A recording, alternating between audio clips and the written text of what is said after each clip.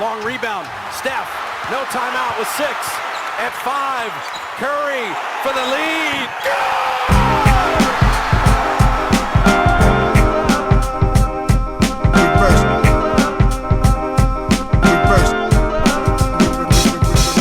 The game's a game. The game's a game. The game's a game. The game's a game. Always.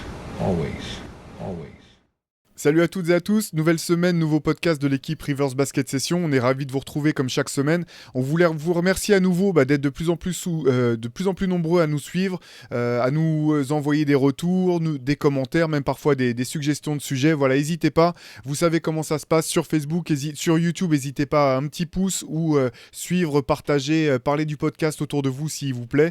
Et nous, on va continuer à essayer de vous apporter la meilleure qualité d'analyse semaine après semaine, un petit peu comme on le fait déjà sur Basket Session depuis de nombreuses années et aussi dans le MOOC. Et bien sûr, vous voyez derrière moi, si vous nous regardez le podcast sur YouTube, le dernier numéro en date, la réédition du MOOC 4 spécial New York, qui est toujours disponible, qui est disponible sur le site basketsession.com. N'hésitez pas à aller jeter un œil, regardez parmi les éditions limitées qui restent, qui sont encore disponibles, il en reste, mais il ne faut pas trop tarder. Les expéditions ont commencé la semaine dernière, donc les premiers chanceux ont commencé à recevoir leur exemplaire. Voilà pour le côté New York. Cette semaine, je suis rejoint comme d'habitude par Shai Mamou, Antoine Pimel, mes deux acolytes, et on a décidé de parler de deux équipes de l'Ouest, mais à commencer par une équipe un peu surprise, c'est les Portland Trail Blazers. On va pas vous le cacher, quand même ravis de voir ce beau début de Portland, tout simplement parce qu'on est quand même quasiment tous fans, ou du moins on aime beaucoup Damian Lillard, son attitude, son jeu, et c'est vrai qu'on avait un petit peu désespéré de le voir jouer dans une équipe compétitive qui puisse jouer des choses, et là c'est un petit peu la bonne surprise de ce début de saison. Shai et Antoine, donc les Blazers qui sont à l'heure actuelle premier ex-aequo de la conférence Ouest, est-ce que vous l'avez vu venir? À quel moment est-ce que vous avez senti qu'il y avait quelque chose qui était en train de se passer, vraiment qui pouvait être durable du côté des Blazers? Je pense qu'Antoine, il a déjà commencé à ressortir ses posters de Damian Lillard et ses maillots vintage de Portland depuis pas mal de temps, mais c'est une vraie bonne surprise parce que faut se rappeler qu'il n'y a pas si longtemps, la franchise était quand même dans une situation compliquée, sportive et extra-sportive, avec les histoires en interne qu'il y a eu. Nilochi qui est parti, un GM qui était intérimaire qui a été confirmé, Chauncey Billups dont beaucoup doutaient de la capacité, nous les premiers, je pense on n'était pas certain que ce soit le bon fit. En plus du fait qu'ils lui ont ressorti ses affaires extra-sportives. C'était un vrai bazar, Portland. Je ne pensais pas qu'il serait aussitôt compétitif, même avec le retour de Damian Lillard, en fait. Je pense que c'est ça qui est le plus surprenant pour tout le monde. On pouvait envisager qu'avec la reconstruction, d'ici un an, peut-être qu'il y aurait de bonnes choses. Mais là, aussitôt, récupérer une identité de jeu, retrouver un Lillard vraiment leader, des bons ajustements pendant l'été, dont on parlera sans doute tout à l'heure. Moi, je suis très agréablement surpris. Et là, à l'heure où on parle, ils sont co-leaders de l'Ouest. C'est inespéré, en fait. Après, j'ai envie d'entendre Antoine à ce sujet parce que c'est le défenseur éternel des Blazers et de Damian Lillard. Mais moi, monsieur, j'y crois depuis le recrutement. Non. C'est vrai. Non, mais le recrutement, je l'ai mis en avant. C'était un très bon recrutement. Dès ce moment-là, je pensais qu'il y avait. Après, j'ai joué petit bras dans les pronostics. J'ai pas osé les mettre en playoff. J'étais là, je faisais le mec qui auto-bride son équipe. Je faisais une Benoît Jamais. Je sais pas si vous vous souvenez, quand Benoît Jamais, dans les pronostics, il ne voulait jamais mettre les Spurs champions. J'ai fait un peu pareil. Je n'osais pas mettre, mais je croyais honnêtement déjà aux Blazers. Par contre, je voyais pas un début de saison aussi bon. Là, quand même, premier à l'Ouest, 9-4, c'est une surprise. 9 victoires, 4 défaites. Je ne le voyais pas aussi bien. Par contre, c'est une équipe en laquelle je crois. Je pense qu'elle est bien construite. Il y a du talent. Et Lillard, j'ai jamais douté une seule seconde qu'il allait revenir fort. C'est vrai. Donc, mais par contre, oui, c'est vrai que c'est quand même surprenant de les voir aussi bons, aussitôt. Même si je pense que c'est aussi combiné par le fait que plusieurs grosses écuries de l'Ouest démarrent un peu mal. Mais clairement, c'est pas là juste un truc de 2 semaines. Je pense que les Blazers, vraiment toute la saison, vont être solides. Je pense que leur place dans le top 6, dans mon esprit, elle est déjà maintenant acquise. Je vois mal cette équipe redescendre au-delà de la 6e place, même si par exemple, elle ne sera pas forcément première ou deuxième, ni peut-être même pas dans le top 3. Mais par contre, je pense que le top 6, il est pour moi quasiment assuré avec le talent qu'il y a, sauf blessure. Et c'est vraiment intéressant et c'est vraiment encourageant là. En termes de talent, c'est difficile à comparer avec l'équipe de 2019 qui avait fait finale de conf, mais j'ai quand même l'impression que c'est plus fort et surtout que c'est mieux construit. Ouais, c'est intéressant tout ce que vous notez. Effectivement, le management a cartonné cet été, que ce soit l'arrivée de Jeremy Grant qui était parfait pour cette équipe, que ce soit même la draft de Shaedon Sharpe, dont on pourra reparler tout à l'heure, mais qui ressemblait à un pari au moment de la draft et au bout du compte qui s'avère être un pari gagnant manifestement. Mais ce qui est intéressant de voir, c'est que finalement, j'ai l'impression que Portland, et là, faut rendre hommage à Chauncey Billups et puis à Roy Rogers, l'assistant coach défensif de cette équipe, c'est que finalement elle a réussi à passer le cap qui l'a pénalisé jusqu'à présent, c'est le cap défensif. Pourtant on reste dans la configuration avec Damian Lillard et Anthony Simons avec deux arrières de petite taille. Malgré tout, là, Portland a trouvé le moyen de défendre fort. Il y a des concepts défensifs qui ont changé, dont on pourra parler tout à l'heure plus en détail, mais j'ai l'impression que cette année, ce qui saute aux yeux quand on voit jouer cette équipe, c'est la qualité de la défense, l'effort défensif et la cohésion qu'on peut retrouver sur le terrain quasiment à tout moment, d'un côté comme de l'autre. C'est vraiment une équipe qui a l'air de très bien jouer ensemble et d'être sur la même longueur d'onde en permanence. Ce qui est impressionnant, c'est qu'il faut rappeler qu'il n'y a pas si longtemps, ils ont quand même. Le trade de CJ McCollum est tout sauf anodin à la base. Moi, j'étais pas forcément hyper confiant pour eux parce que tu perds un mec qui est adoré par Lillard, qui est adoré par le vestiaire, qui est le président du syndic des joueurs. Enfin, il y a tout un truc qui est un tueur à mi-distance. Enfin, je le répète toutes les semaines, c'est peut-être le meilleur joueur non All-Star, le vétéran en tout cas non All-Star, le plus fort de la ligue, je pense. Et c'est réussir à se reconstruire dessus sans un effectif qui me paraît très deep, mais je me trompe peut-être. Hein, c'est une des nuances que je voulais apporter à ce que tu disais, Antoine. Je suis pas encore sûr qu'il soit capable de tenir toute la saison. S'il y a quelques pépins physiques, parce que je trouve que le banc est un peu léger, qu'à l'intérieur ça manque un petit peu de monde. Là on voit que Nurkic est absent depuis quelques matchs, ça tient, mais c'est pas simple, parce que quand tu joues avec Drew Eubanks titulaire, je le respecte, il apporte. Non, mais il apporte vraiment. Honnêtement, je l'ai redécouvert cette année en me disant que franchement c'est pas mal du tout, mais t'es plus serein avec Nurkic titulaire dans tous les cas. Je les trouve juste peut-être pas encore assez deep à mon goût, mais ouais, voir le pari chez Shaedon Sharpe, qui est un mec qui n'a même pas joué en université, c'était un mystère. C'était complètement. On ne savait pas du tout quoi attendre de lui parce que c'était un peu des. On dit il est super fort physiquement, il a ces talents-là, mais on ne l'avait pas vraiment vu. Donc le drafter aussi haut, c'était un pari et c'est très bien joué. Et moi, c'est ce qui me fait aller dans ton sens. C'est ce que je vois de Jeremy Grant, qui est un joueur que j'aime beaucoup, beaucoup depuis longtemps, quasiment depuis son arrivée en NBA, même à Syracuse, j'aimais beaucoup. Je trouve, là, comme tu disais Théo tout à l'heure, je pense que c'est vraiment la bonne situation pour lui, parce qu'il était peut-être qu'on en attendait pas assez de lui à Denver, ou alors où il était un peu sous-exploité à Denver, peut-être logiquement, hein, vu l'équipe qu'il y avait, et surexploité à Détroit, où c'était quasiment le joueur franchise player, c'est peut-être un terme fort, mais c'était l'option numéro 1, et je pense que ses capacités et son profil font qu'il doit se situer entre les deux. Et là, à Portland, avec Simons qui est là, il est un peu numéro 2 bis en alternance, tout en pouvant montrer ses qualités défensives qui sont importantes aussi. Je le trouve excellent. Il a été plusieurs fois décisif cette saison et ça valide l'excellent recrutement dont on parlait aussi tout à l'heure. Mais il y a un truc intéressant sur la défense. Aujourd'hui, c'est la 7e meilleure défense de la NBA et il leur manque leur meilleur défenseur. Gary Payton Jr., il n'a pas encore joué un match. Gary Payton 2, pardon. Et ça joue d'ailleurs sur la profondeur, même si c'est vrai, moi je suis d'accord avec toi, le banc il est encore trop friable et c'est pour ça que j'ai parlé de le top 3. Bon, si certaines équipes se réveillent, je pense que Portland va vite descendre du top 3 parce que il y a une certaine logique qui fait que sur la durée tu as effectivement besoin de profondeur, tu as quand même des joueurs qui se blessent pas mal, Lillard il se blesse souvent, Nurkic il se blesse souvent. Bon, le top 3, mais par contre le top 6, j'y crois vraiment. Je trouve ce qui est intéressant avec le banc, il n'est pas flashy le banc, il manque un peu de talent, mais par contre, tu as des joueurs solides et des joueurs qui, pour le coup, défendent. Et ça joue sur le fait que tu as une des meilleures défenses de la ligue parce que constamment, tu as quand même un certain niveau défensif. Justin Winslow, ça ne sera jamais le joueur qu'on a espéré un temps, mais par contre, il défend. Nassir Little, je pense que c'est un très bon joueur, meilleur que ce que ses stats le montrent.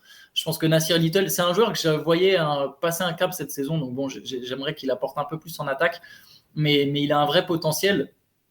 Et pour Jeremy Grant, ce qui est ironique, c'est le joueur qui serait parfait pour Philly, même si au final, maintenant, ils ont Tobias Harris, mais bon, il est passé aux Sixers. Aujourd'hui, ce serait le complément idéal aux côtés de Joel Embiid. Ça serait le complément idéal aux côtés de Nikola Jokic, même si, bon, on en reviendra tout à l'heure, mais Aaron Gordon fait le boulot dans ce rôle. Et au final, à Portland, c'est le joueur dont ils avaient besoin.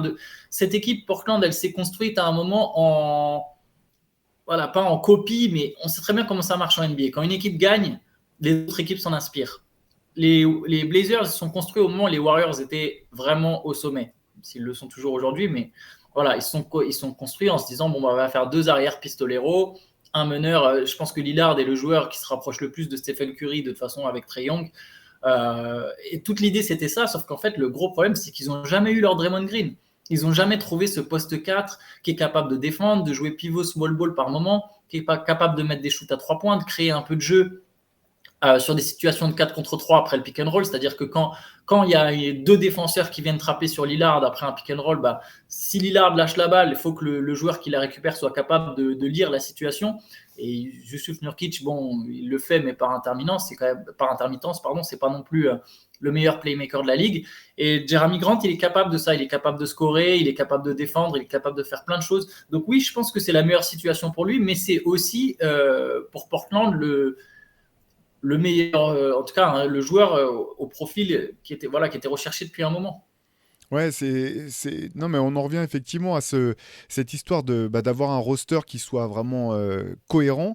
Ce qui est intéressant, c'est de voir que finalement, ils ont fait le choix de la jeunesse et le choix ils ont décidé d'entourer Damian Lillard de joueurs jeunes et extrêmement athlétiques, et que pour l'instant, ça paye, et notamment défensivement. Même Drew Banks, dont on parlait tout à l'heure, c'est un joueur avec des qualités athlétiques vraiment impressionnantes. À tous les postes, en fait, ils sont longs, rapides, athlétiques. Il y a l'arrivée de Josh Hart qui était arrivé dans le trade pour CJ McCollum. Là, il a baissé un petit peu, mais sur le tout début de saison, il était en double-double. Il tournait à plus de 10 rebonds par match. Là, il est un peu plus de 8 rebonds, alors que c'est un arrière.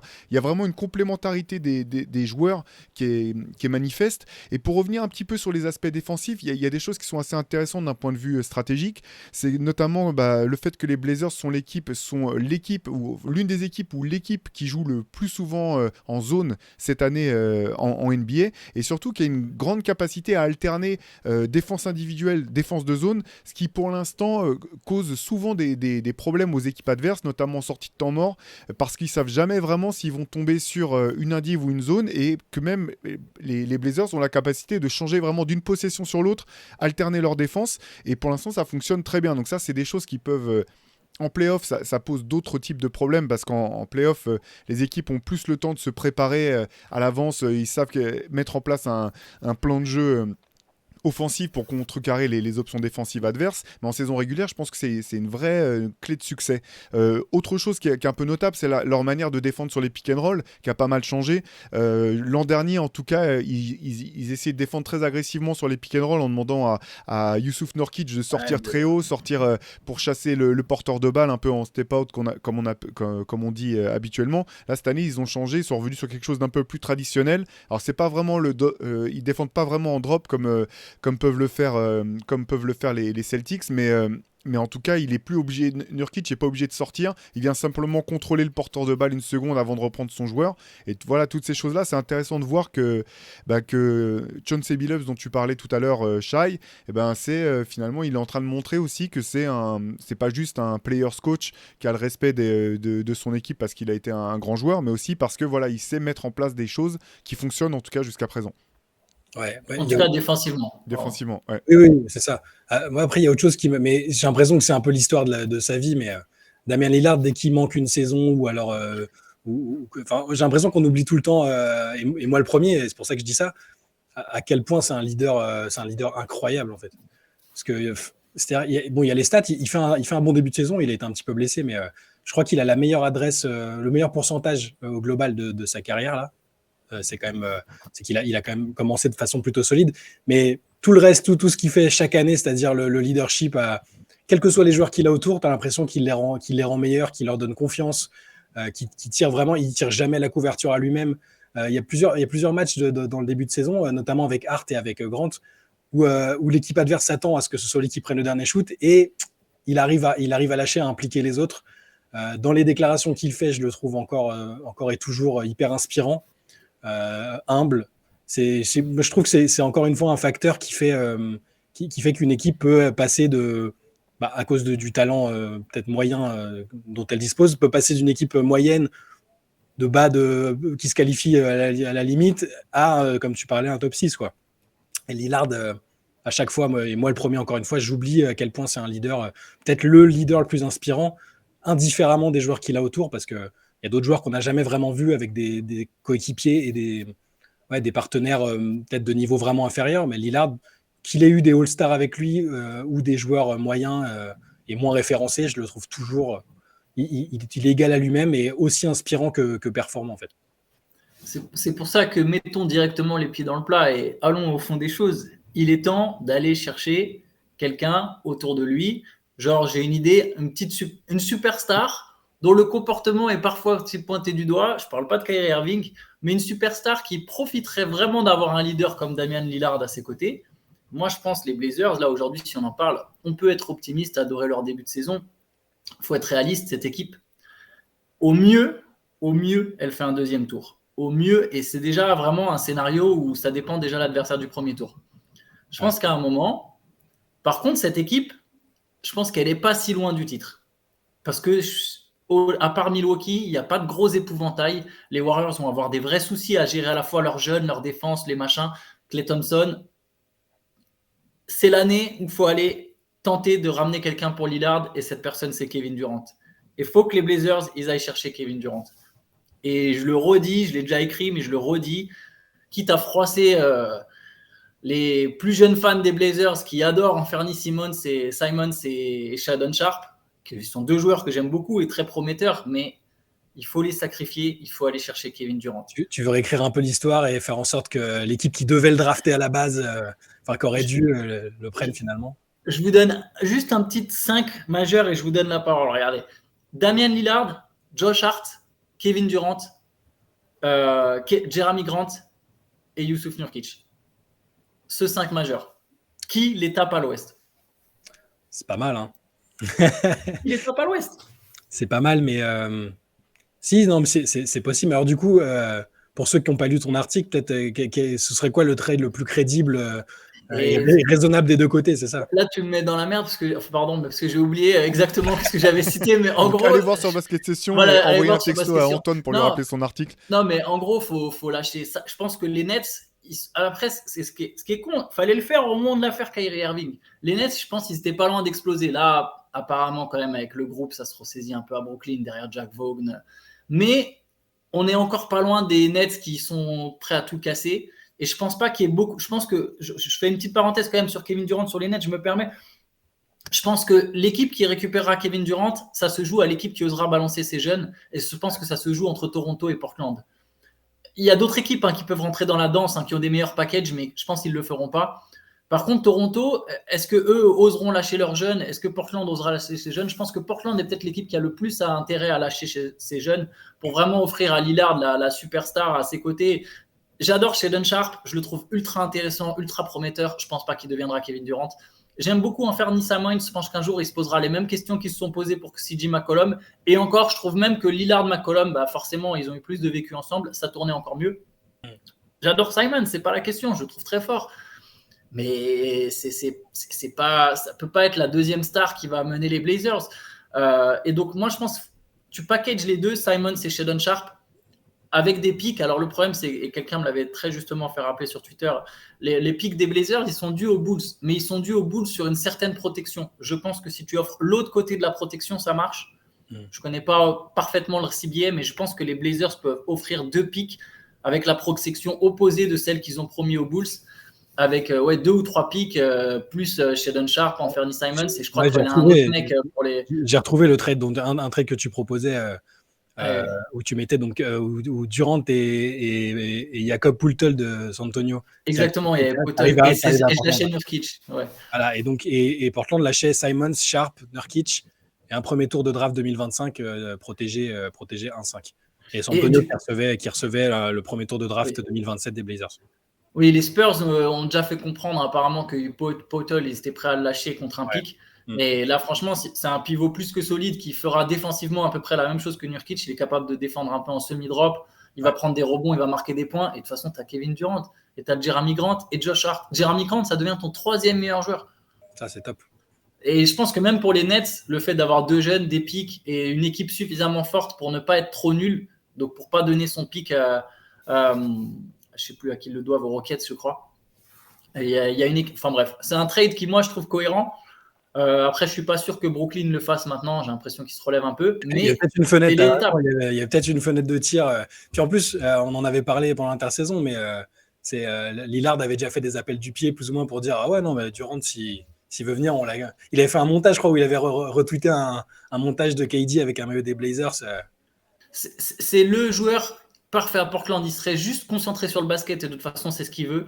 Il n'aurait pas toutes ces questions à répondre autour de Kyrie, tout ça. Il aurait un leader fort. Je pense que Kevin Durant, c'est pas un mec qui fout la merde. Je suis désolé, je un peu vulgaire, mais je pense pas que ce soit Kyrie Irving, tu vois, pour le coup, dans l'attitude. Par contre, c'est un gars qui a besoin d'être cadré. Et quand il est cadré, c'est carré, en fait. Il va juste jouer au basket.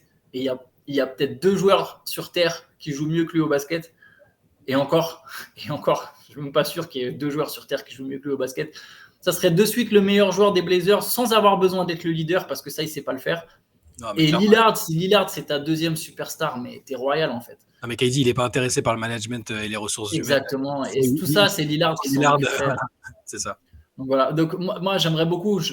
Si ce trade se faisait, je pense que si les Nets sont prêts à accepter ça, il faut que jamais les Blazers y refusent en fait. Ouais, la question c'est de voir effectivement si Portland voudra sauter le pas. L'avantage du côté de Portland, c'est qu'ils sont pas pressés en fait. Vu le début de saison, limite, plus ils montrent qu'ils sont bons, plus ils peuvent montrer que leurs jeunes sont forts, plus ils auront voilà, un levier important si jamais ils voulaient sauter le pas ou qu'une offre se présentait. Je sais pas malgré tout s'ils le feront, c'est une bonne question. C'est vrai que moi j'ai du mal à voir cette équipe telle qu'elle est construite pouvoir aller beaucoup plus loin qu'un deuxième tour ou une finale de conférence comme il l'avait fait une fois un peu à la surprise générale. Ça serait extraordinaire. J'ai du mal à voir à l'heure actuelle si elle peut espérer mieux que ça. Après, on sait aussi que finalement, en play-off, c'est aussi qui sont tes joueurs blessés, quelle est l'équipe qui vit le mieux ensemble, à quel moment, etc. C'est tout ça, je pense, qui complexifie un petit peu la tâche du côté de Portland et qui peuvent leur donner l'idée de se dire, bon, on n'est pas pressé. Attendons de voir un petit peu au fur et à mesure des mois comment ça évolue du côté de Brooklyn ou d'autres endroits. Mais c'est sûr que sur le papier, c'est très cohérent. Ce qui est intéressant, c'est ce que... Je reviens un petit peu sur Damian Lillard et ce que tu disais, Shai, sur ses qualités de leadership. Souvent, on en fait un peu trop sur le côté... une vraie star, c'est celle qui rend ses coéquipiers meilleurs. Pour le coup, dans le cas de Damian Lillard, c'est exactement ça. C'est exactement ça parce qu'il a ce côté où là aussi, ça me fait un peu penser à Stephen Curry en dehors du jeu. Cette capacité à le voir, aimer voir ses coéquipiers progresser et être fort. Quand le match incroyable que fait Anthony Simons en début de saison, j'ai oublié l'adversaire là où il fait un carton sans nom, et celui qui le cherche tout le temps avec la balle, c'est Damian Lillard, c'est lui qui lève les bras quand Simons rentre les tirs. Et ça, c'est pas donné à toutes les superstars d'avoir ce côté leadership, pas simplement pour dire aux autres ce qu'ils doivent faire, mais pour leur donner la capacité et les conditions de se développer tout simplement. Ah, clairement, je suis d'accord avec toi. Et il donne l'impression de s'être donné pour mission de donner confiance à Simons, en fait, quitte à ce qu'il ait des matchs où il passe un peu à côté au niveau de l'adresse. Mais parce que j'étais étonné de voir que Simons il prenait plus de tirs par match que plein de joueurs que je considère comme des... Alors, au croqueur, plus que Lillard, c'est un peu fort. Plus que Lillard. Voilà, déjà. Mais j'avais vu, je sais plus, quelqu'un comparé à Jalen Green, qui prend beaucoup de shoots à Houston, forcément. Et il a un usage rate hyper élevé aussi, Simons. Donc il y a des matchs où il va peut-être un peu passer à travers, mais quand il est chaud, c'est... Si tu t'imagines, tu dois défendre sur... tu sais que tu as Lillard dans le camp d'en face, mais que tu as aussi un mec à côté qui peut, peut-être avec un potentiel offensif même supérieur à celui qu'avait McCollum à son prime, en étant un joueur très jeune et qui a encore de la marge. Après, sur l'usage rate, il y a aussi le fait que Simons il joue des matchs sans Lillard. Et que, Ouais, du coup, ça augmente son. Pareil pour ses tirs. Mais oui, clairement, je suis d'accord avec toi. Faut voir, faut que ça se développe, la relation. Mais c'est intéressant de voir que Lillard a la bonne attitude. Au final, quelque part, Simons, ça pourrait être le mec qui va prendre sa place à un moment, tu vois. Mais tu sens que plutôt, il va l'amener sur cette place. Si les deux continuent à jouer ensemble pendant encore 3-4 ans, il va l'amener dans ce rôle en mode tiens, regarde, je te montre, je te porte jusqu'ici. Et ça, combien de superstars auraient fait ça, honnêtement, dans cette ligue, avec les égos qu'on a. en NBA, combien aurait fait ça? Je pense que Lillard est vraiment un leader unique. Je suis d'accord avec toi. Moi aussi, je trouve ça un peu débile. Le côté, ouais, les superstars doivent rendre les autres meilleurs. Bon, c'est un peu surfait comme discours. Par contre, pour le coup, Lillard, il y a un vrai truc et ça fait des années. Et ça fait depuis son arrivée en NBA, en fait. Il a tout de suite su s'imposer comme le leader. Au début, il n'osait pas trop le faire parce qu'il y avait la Marcus Aldridge et il avait du respect pour un mec plus ancien que lui. Mais voilà, petit à petit, et de toute façon, les Blazers lui ont vite laissé la place. Il sait créer un groupe chaque année, en fait. Et c'est une équipe qui, effectivement, va savoir tirer le meilleur profit de ce qu'elle a. Parce que chaque année, tu vas avoir cette superstar qui va mener tout le monde en avant. Et je pense que Josh Hart est aussi un super leader, pour le coup. Ouais. Donc, ça fait vraiment... Tu as quand même 2 joueurs comme ça dans ton effectif. C'est génial. Pour des jeunes joueurs comme Sharp, comme Simons, c'est le top. Ouais. Et juste un dernier truc sur Nurkic. Nurkic, qui est quand même une sacrée tête brûlée. Nurkic, je pense que tu le mets dans une mauvaise franchise, ça peut donner du n'importe quoi. Ça peut donner du DeMarcus Cousins grande époque. Vraiment. Et qu'au final, aux Blazers, au-delà des blessures, dans le jeu, c'est toujours un mec régulier quand il joue. Et ça, tu es obligé d'attribuer une grande part à Lillard et à l'encadrement qui est en place. Parce que vraiment, Nurkic, je pense que les Nuggets, s'ils l'ont lâché à un moment, c'est parce que c'était juste pas possible, quoi. Et puis il y a un vrai truc, il y a un vrai état d'esprit dans cette équipe, et je pense bon, on va pas en faire encore beaucoup sur Lillard, mais qui vient de ça en fait. C'est pas juste un groupe de professionnels qui jouent des matchs, c'est une équipe. Et ça, tu le sens dans quand bon, des fois aussi avec les réseaux sociaux, c'est dur de voir ce qui est vrai, ce qui est juste dans la communication. Mais quand tu vois les échanges qu'il y a entre Nurkic et Lillard après les blessures des uns des autres, le fait qu'ils aillent parfois même faire les déplacements pour se voir en équipe nationale, etc. C'est des choses quand même qui sont réelles et qui montrent qu'il y a un bon état d'esprit. Une autre stat là que je voulais sortir qui montre aussi que cette équipe joue bien au basket, c'est que les Blazers, c'est la 4e meilleure adresse à 3 points de la ligue. Et pourtant, ils sont 25e au nombre de tirs à 3 points tentés. C'est-à-dire que c'est une équipe qui est... Comment dire, pour moi, c'est le signe que l'attaque, même si je pense qu'effectivement, tu le sous-entendais à demi-mot, Antoine, que c'est pas encore une machine très bien huilée offensivement. Il y a quand même un bel équilibre de l'attaque, et notamment le fait que il y a une bonne alternance. C'est ça que je voulais dire, pardon, entre les tirs qui viennent de près et les tirs qui viennent de loin. De toute façon, les 2 joueurs qui ont vraiment le feu vert, c'est Damian Lillard et Anthony Simons, je crois qu'ils prennent les 2 tiers des tirs à 3 points de l'équipe. Donc derrière, ça veut dire aussi que chacun connaît vraiment son rôle, dans quel cadre s'exprimer offensivement. Et c'est aussi je pense une des marques de ce bon début de saison des Blazers. C'est clair. Un peu sceptique sur Chauncey Billups, mais honnêtement, pour l'instant, c'est du très bon travail, et j'ai l'impression que les joueurs adhèrent plus encore que l'année dernière, où il a peut-être pâti du contexte au sein de la franchise qui était compliqué. En plus, avec Lillard qui est blessé, c'est dur de créer quelque chose quand ton leader n'est pas sur le terrain. Donc, ouais, pour l'instant, coup de chapeau à Chauncey Billups, et moi, j'espère que ça continuera comme ça pour eux. Allez, petit, on va pas partir sur un pronostic forcément pour aller jusque en termes de classement, mais dans la perspective des playoffs et du reste de la saison, comment est-ce que vous voyez les Blazers performer ? En fait, je dirais comme Antoine tout à l'heure, c'est-à-dire que là, en l'état actuel, je les vois faire peut-être passer un tour. En tout cas, si la dynamique reste comme ça, qu'il n'y a pas de gros blessés, passer un tour, et au-delà, ça me semble compliqué, peut-être limité par un petit manque de talent et l'inexpérience de certains des joueurs. Parce que si tes joueurs importants, parce que même au final, Jeremy Grant n'a pas joué 500 000 matchs de playoff au final, hein. Et Simons, n'en parlons pas. Je les vois, ouais. Je pense que le plafond pour l'instant, c'est passer un tour de playoff, et ce sera déjà très très bien et encourageant. Ouais, passer un tour selon le match-up. Ouais. Si se tape une horreur au premier tour, bon, c'est sûr que. Ça perd pas contre les Suns.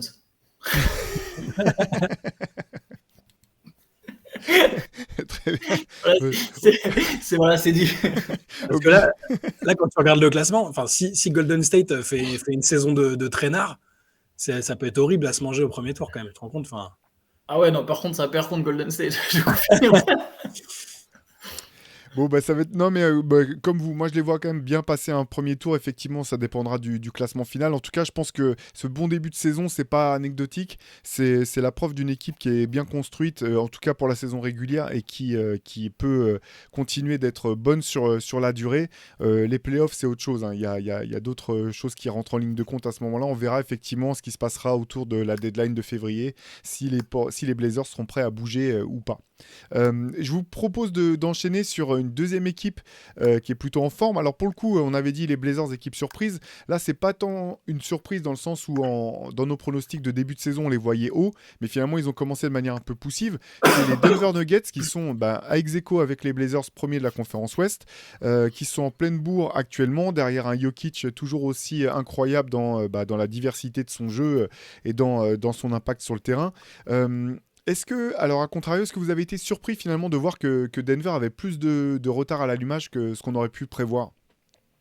Ouais, un petit peu moi quand même, parce que enfin, je suis surpris qu'ils aient aussi vite repris le contrôle en fait, de leur saison. J'avais l'impression au début que c'était effectivement poussif, que fort logiquement Jamal Murray cherchait sa meilleure forme, essayer de retrouver des sensations.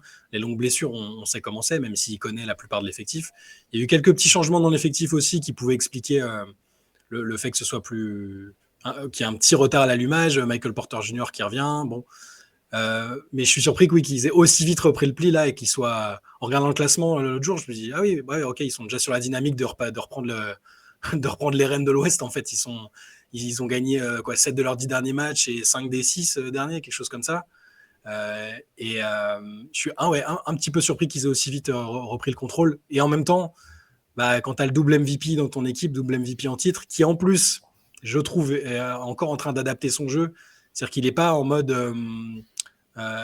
il score moins, mais il pilote toujours aussi incroyablement bien l'équipe. Il implique encore les gens.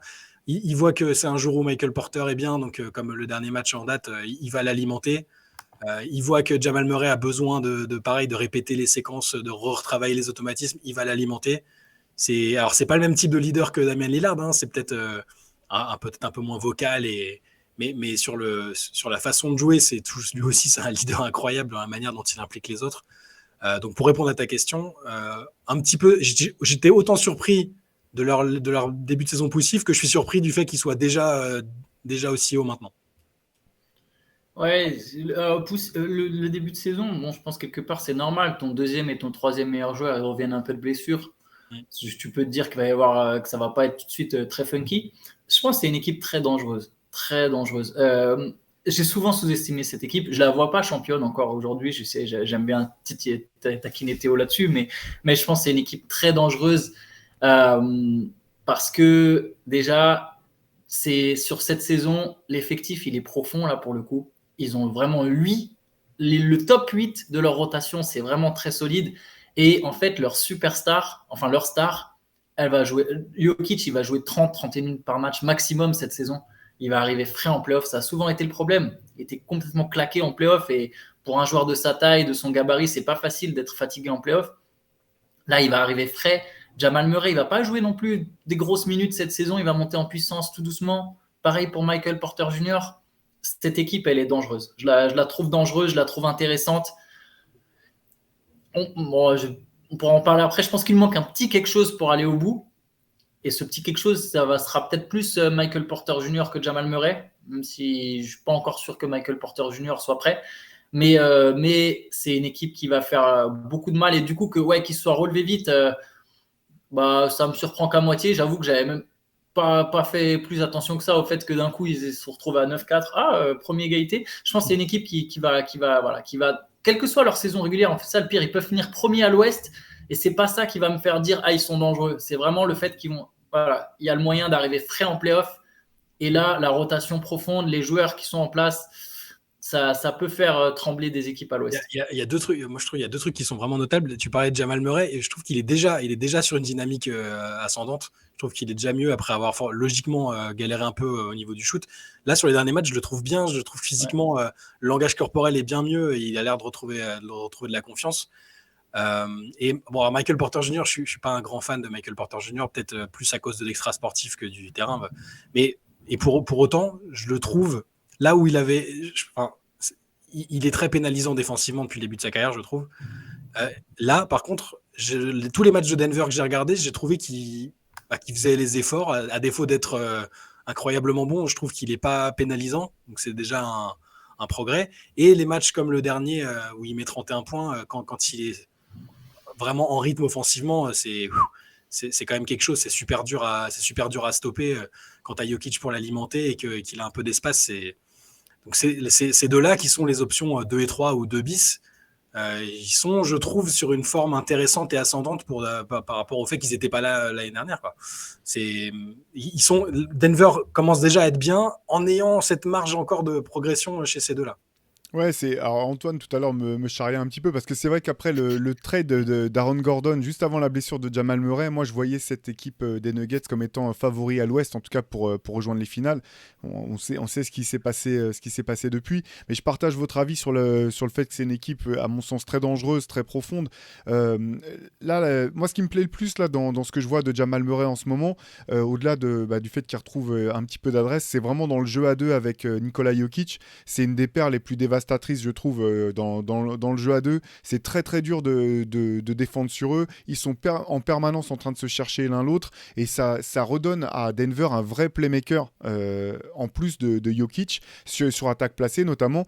Et ça, je trouve, ça fait vraiment que ça fait de Denver une équipe extrêmement dangereuse pour Michael Porter Jr. Alors moi, je suis pour le coup, je suis plutôt, alors pas le terme fan colle pas, mais très très enthousiaste sur le potentiel du gars s'il peut rester sur le terrain. Défensivement, je suis d'accord avec toi, Shai, il a progressé notamment. Je trouve qu'il a trouvé une manière d'utiliser sa taille dans les aides défensives pour justement pouvoir venir essayer de voler des ballons, s'interposer, gêner dans les aides, etc. Et c'est un truc, il a quelque chose qui s'apprend pas, c'est la taille. On se rend pas compte, il est grand, il est long, il est quand même athlétique. Ce qui fait que même sans... ok, ça va pas devenir Kawhi Leonard. Simplement, s'il arrive à apprendre comment se servir de son corps simplement pour gêner, être une menace, notamment quand il est dans les aides défensives, ça peut vraiment faire passer un cap supplémentaire à Denver. Aaron Gordon, moi je trouve que dès le départ que c'était la pioche parfaite pour cette équipe. Comme tu disais Antoine, j'ai jamais compris pourquoi Jerami Grant avait voulu à ce point partir de Denver. Bon, au-delà des aspects financiers, ça je comprends bien, mais je me disais, j'avais le sentiment qu'à l'époque, si d'un côté comme de l'autre, il faisait l'effort, il y avait de quoi se mettre d'accord sur quelque chose de correct. Et Aaron Gordon, il a parfaitement rempli le poste de Jerami Grant. Même bon, il n'a pas l'adresse à 3 points de Jerami Grant, mais par contre, c'est un meilleur playmaker. C'est un meilleur playmaker, absolument. Défensivement, au rebond, il est irréprochable. C'est lui qui se mange quasiment les meilleurs ailiers adverses. Systématiquement. Et en fait, ce qui est hyper agréable avec lui, comme avec Jerami Grant, en fait, c'est que c'est des joueurs, t'es pas obligé de mettre en place des systèmes pour eux, en fait. Ils vont être en mouvement, ils vont se déplacer, ils vont aller chercher des rebonds offensifs. Et quand tu rajoutes à ça un mec comme Brown, pareil, qui va t'apporter du rebond offensif, qui va venir pouvoir jouer 2, 3, 4, voire plus défensivement si besoin, et le reste de l'effectif, ou un KCP qui peut sortir du banc aussi, t'apporter un peu de l'expérience malgré tout, de l'adresse à 3 points les jours où ça marche, et Bones Island, alors joueur un petit peu clivant sur le potentiel qu'on lui prête, mais en tout cas qui peut être un puncher en sortie de banc intéressant. Comme tu disais Antoine, je pense que sur les 7-8 premiers joueurs de cette équipe, donc les 7-8 joueurs les plus importants pour une équipe qui veut aller loin en play-off, c'est très lourd. Moi, je m'attendais pas à les trouver aussi bons à trouver leur banc aussi bon en fait. J'avais peur avec le départ de Montemoris, que j'adore vraiment ce joueur. J'adore les joueurs qui prennent vraiment soin du ballon, qui perdent pas beaucoup de turnover. J'avais un peu peur qu'il leur manque. Alors pour l'instant, ça va, mais leur banc, ou les role players, Bruce Brown, c'est super. Moi, je suis plutôt dans la team Bones Island. J'aime bien, j'aime vraiment bien quand il entre. T'as l'impression, il a peur. Il met le coup de folie, qu'il leur faut. Moi, j'aime beaucoup. C'est un joueur comme ça. Ouais, je parlais vraiment du potentiel. Tu vois, est-ce qu'il peut être beaucoup plus que ça? C'est plus là-dessus que je le trouve clivant. Hein. Moi aussi, j'aime beaucoup. Hein. Mais le banc me paraît. Bon, il y a DeAndre Jordan. Il fait son taf. Hein. Il fait son taf. Alors, le pauvre, il a pris une mauvaise séquence au dernier match où on le voit rater 18 rebonds de suite et être passif. Mais et se faire prendre la balle par Kevin Pritchard. Pas par Kevin. Moi, je sors un nom de GM carrément. Peyton Pritchard, bien sûr. Mais Kevin Pritchard peut taper DeAndre Jordan à 1 contre 1. Mais ouais, tout ça pour dire que oui, je les trouve. J'étais un peu inquiet après l'intersaison pour le banc, mais finalement, il y a plein de joueurs qui sortent, qui se révèlent. C'est aussi lié au fait qu'ils ont un excellent coach. Hein. Michael Malone, il va trouver les solutions et la meilleure manière d'exploiter chaque joueur. Mais c'est ça, je vais rebondir ce que vous dites. Je pense que sur ce que vous dites, les Nuggets, ce qui fait leur force, alors déjà, ils ont la superstar. Alors on sait que dans une équipe, les ingrédients pour aller au bout, il te faut une superstar. Ils l'ont. Tu sais que ta rotation de ton 4 à 7e joueur, il faut que ça soit costaud. Et je trouve que cet axe 4-7, si je peux me permettre, il est très très fort chez les Nuggets. Il est très très fort, je pense, c'est ce qui fait basculer Denver. KCP, c'est une super pioche. Il est déjà ultra adroit à 3 points. Alors je ne sais pas s'il sera adroit comme ça toute la saison, mais vraiment au niveau défense, adresse, c'est le joueur parfait. Aaron Gordon, Bruce Brown est excellent. Comme tu l'as dit, c'est un peu le rôle il a le rôle à la Gary Payton Jr., enfin la Gary Payton 2, qui était plutôt le sien à Brooklyn. Pourquoi les Nets ne sont pas gardés? Ouais, c'est un joueur parfait. Bruce Brown, là, dans une équipe comme ça, c'est vraiment top. Ça leur donne une polyvalence en plus. En plus, il crée du jeu de manière très simple. Et Aaron Gordon, juste sur Gordon, il est le joueur qu'on attendait au final à sa draft. Je pense que le Magic a essayé d'en faire une star parce qu'ils avaient besoin que ce soit une star, mais ça n'a jamais été une star. Je me souviens quand Aaron Gordon il est arrivé en NBA, je me souviens que les comparaisons qu'il y avait, c'était vachement. Ouais, mais non, mais alors pas cet aspect-là du coup, pardon. Mais quand les scouts parlaient vachement du fait qu'Aaron Gordon, ce serait le genre de joueur si tu l'entoures. Et c'est ce qui s'était passé avec une campagne Team USA en jeune, je me souviens plus exactement, mais en gros, si tu l'entoures de super joueurs, il va être le lion parfait. Et c'est exactement ce qu'il est à Denver. Je pense qu'il n'est pas taillé pour être plus que ça. Je pense qu'il ne peut pas être une star. Le Magic, je comprends que le Magic a essayé d'en faire une star. C'était le besoin de la franchise sur ce moment-là. Mais voilà, là, c'est parfait.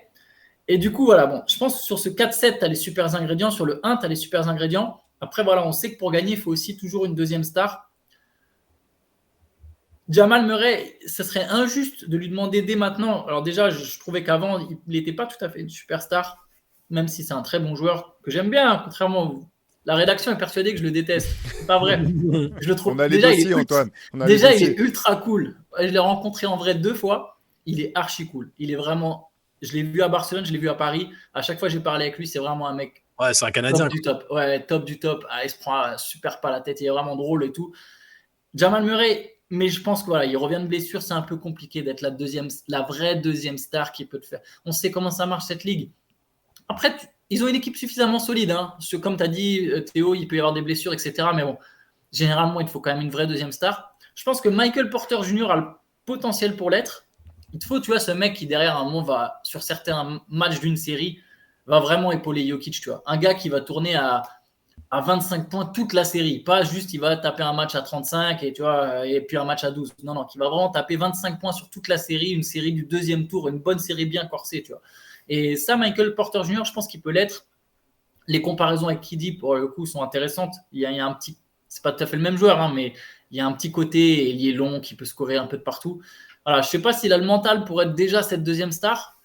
Si lui, il passe un cap, je suis capable de mettre Denver en finale. Là, voilà, il y a juste ce côté, ton 2-3, 2e, 3e meilleur joueur. Est-ce qu'ils sauront vraiment être en play-off parfait au moment où les Nuggets auront besoin qu'ils soient parfaits, ce qui est assez injuste, tu vois. Est-ce qu'ils arriveront à se passer ce cap comme Middleton a su le passer à un moment à Milwaukee? Si la réponse est oui, je pense que Denver fait partie des candidats au titre. Alors voilà, c'est jusque-là, candidat au titre. C'est super intéressant ce que tu disais, Antoine, parce que je vais pas faire tout à fait l'avocat du diable, mais dans la conférence Ouest actuellement, quelle équipe vraiment qui veut jouer le titre pour quelle équipe tu peux dire qu'il y a une deuxième star qui vraiment est forte et dont tu peux penser qu'elle sera en forme et sur le terrain au moment des playoffs? Ah, tu as tout à fait raison, mais ça rejoint du coup sur ce que je disais sur Portland. C'est le moment où jamais, si tu es une équipe proche, c'est le moment où jamais d'aller chercher ta deuxième star parce qu'effectivement, l'Ouest est ouvert. Klay Thompson aura du mal à redevenir Klay Thompson dès cette année. Andrew Wiggins, les Warriors ont des vrais problèmes à gérer. Je pense que les Warriors ont plus de difficultés. Le début de saison des Warriors est inquiétant. Même si on sait que cette équipe va se relever, je pense que le début de saison est inquiétant. Phoenix n'a pas cette deuxième star non plus.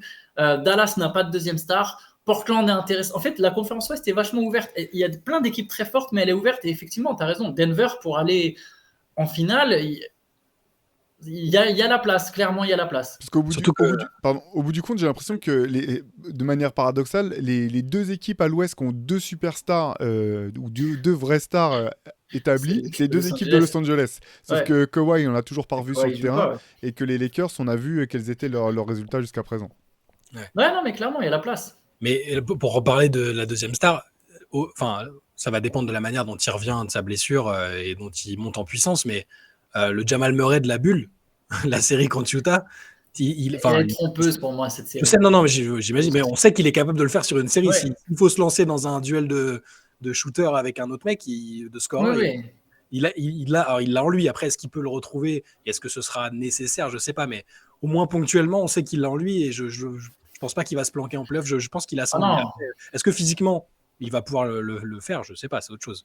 Mais c'est la même chose qu'on disait de Donovan Mitchell la semaine dernière.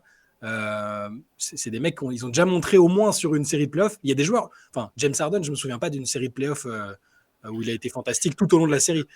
Non, mais parce qu'on est dur, mais parce que James Harden, on le compare avec son niveau de MVP. C'est pour ça. Parce que Harden, il en a fait des séries à la Jamal Murray, mais on le compare à son niveau de MVP. Le plancher est tellement haut en saison régulière que forcément, on voit la régression.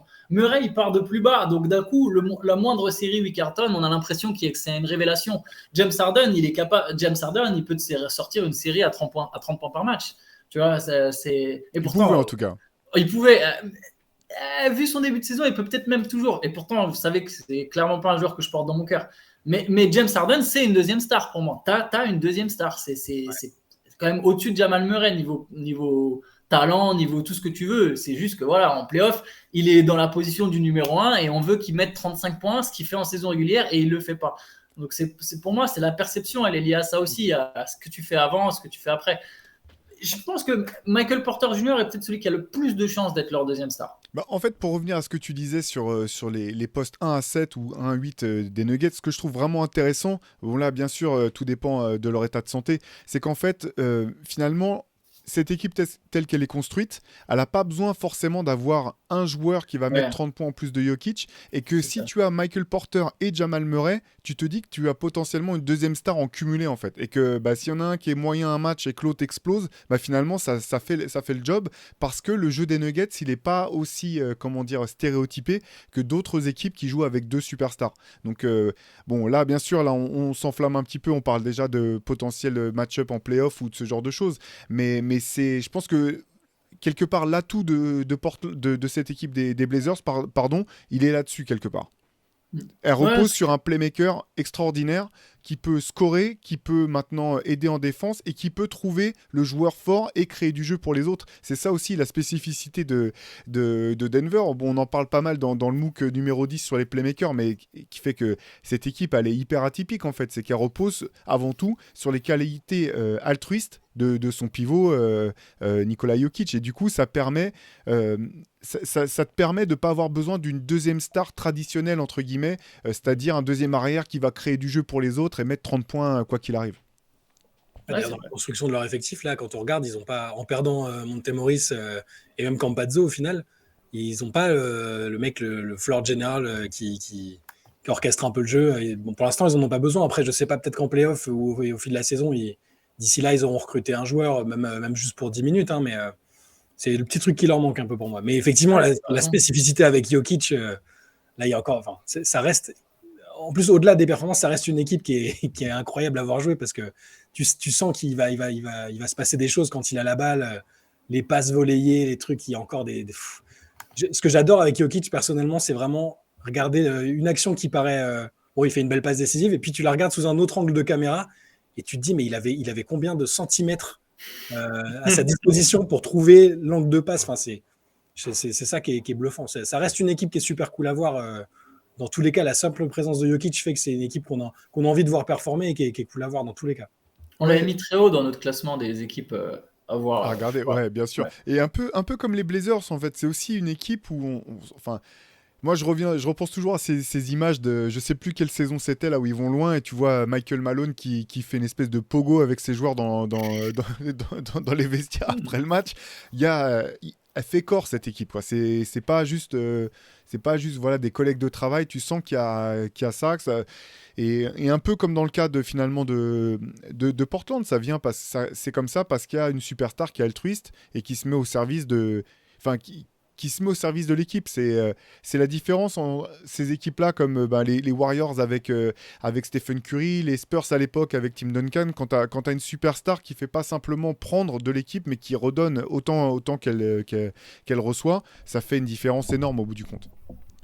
Vous avez remarqué comment maintenant tout le monde dit Michael Malone et plus Mike Malone depuis qu'il a mis un coup de pression à un journaliste. Avant, on disait tous Mike Malone. Hein. Et là, on est tous bien disciplinés. Michael Malone. Il avait été bien hardcore. Le coach le plus gangsta, c'est le coach le plus gangsta de la ligue. Ah ouais, non, mais quand il lui avait sorti, non, mais on n'a pas gardé les cochons ensemble. On m'appelle pas Mike, je m'appelle Michael. C'est. Ouais, mais coach le plus gangsta, c'est quand même un mec qui s'est tapé avec Sam Cassell quand il jouait en high school. Pour la petite anecdote, donc c'est pas un coach atypique ou qui va se laisser marcher sur les pieds facilement. Au bout du compte, Denver, comme on avait pronostiqué quand même une belle saison pour eux, on en avait parlé, mais on s'était dit qu'on ne serait pas étonné si en fin de saison régulière, ils étaient premiers à l'Ouest, qu'ils avaient le profil pour aller très loin, en tout cas en saison régulière. La question pour cette équipe, comme pour d'autres, ce sera la santé des joueurs, notamment des joueurs majeurs. Mais c'est vrai que ça sera intéressant de voir, notamment soit dans le marché des buyouts, là, quand des joueurs se font couper et que d'autres essaient de les récupérer, quel type de profil Denver essaiera d'aller chercher pour se donner le plus d'options d'aller loin dans ses playoffs cette saison.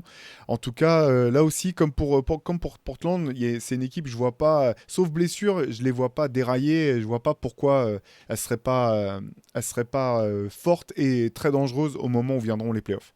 Dans tous les cas, la simple présence de Jokic, tu peux les imaginer aller très loin dans tous les cas juste par sa simple présence. Oui, je pense qu'ils ont un plancher plus haut que les Blazers. Par exemple, tu vois, Portland, j'avais dit, ils passent un tour selon le match-up et après, voilà, le deuxième tour, c'est peut-être leur plancher. Je pense que les Nuggets, je les vois surpasser un tour. Genre, c'est vraiment le minimum, c'est évident. Et je pense que selon le match-up, ils peuvent passer un deuxième tour. Et après, en finale de conf, ça dépendra de l'état de santé de chacun. Je pense que ce n'est pas la meilleure équipe à l'Ouest. Si vraiment, tu vois, par exemple, si les Warriors viennent jusqu'en finale de conf, c'est qu'ils ont réglé leurs problèmes. Et là, je dirais que les Warriors sont peut-être au-dessus. Si les Clippers sont en finale de conf, c'est qu'il y a Kawhi Leonard. Et là, je dirais que les Clippers sont peut-être au-dessus. Mais c'est une équipe qui peut, minimum le deuxième tour. Et après, genre, ils n'ont pas à rougir de se dire on peut aller en finale, quoi. Ouais, carrément. D'autant que c'est une équipe qui a montré par le passé qu'elle pouvait arriver avec un statut d'underdog et pousser une équipe jusqu'au 7e match, aller le chercher quoi qu'il arrive. Donc, ils ont aussi cette résilience en tant que groupe, quoi. Pour le coup, eux ont sorti les Clippers avec Kawhi et Paul George. C'est la seule équipe qui a sorti les Clippers avec Paul George et Kawhi. Et puis le remontada qui a fait très mal quand même. Hein. C'est clair. C'est clair. Écoutez, je pense qu'on a fait le tour là sur ces deux équipes hyper, en plus d'être fortes, qui sont vraiment agréables à voir jouer. Si vous n'avez pas eu l'occasion de regarder beaucoup Portland et Denver, on vous conseille d'aller jeter un œil. C'est vraiment du basket, du beau basket. Nous, on se donne rendez-vous la semaine prochaine pour un nouvel épisode. En attendant, vous pouvez nous retrouver sur Basket Session, sur les réseaux sociaux, comme vous savez. Si vous avez reçu votre exemplaire du MOOC, n'hésitez pas à nous dire ce que vous en avez pensé. On sera ravis de savoir tout ça. Et nous, on vous dit à la semaine prochaine. Ciao. Ciao.